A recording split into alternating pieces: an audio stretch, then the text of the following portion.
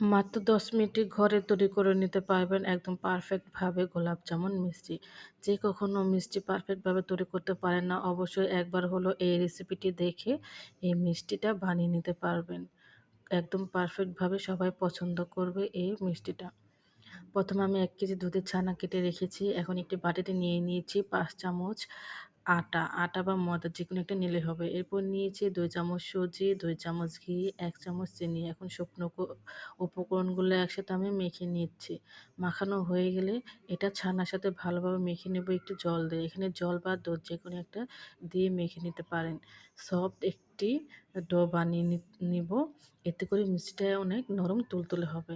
এখন 1/2 চামচ নিয়ে নিয়েছি বেকিং সোডা। বেকিং সোডাটা আমি একটু জল দিয়ে মেখে রেখেছি।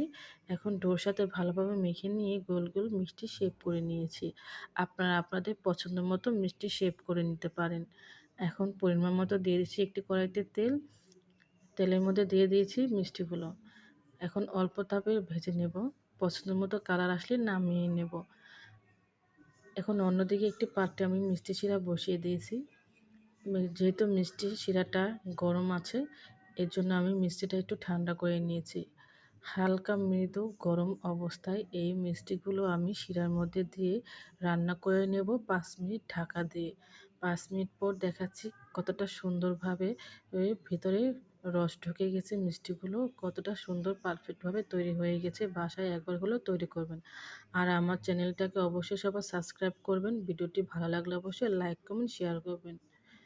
দেখুন ভিতরে মিষ্টির শিরাটা একদম ভালোভাবে প্রবেশ করেছে, একদমই তৈরি করে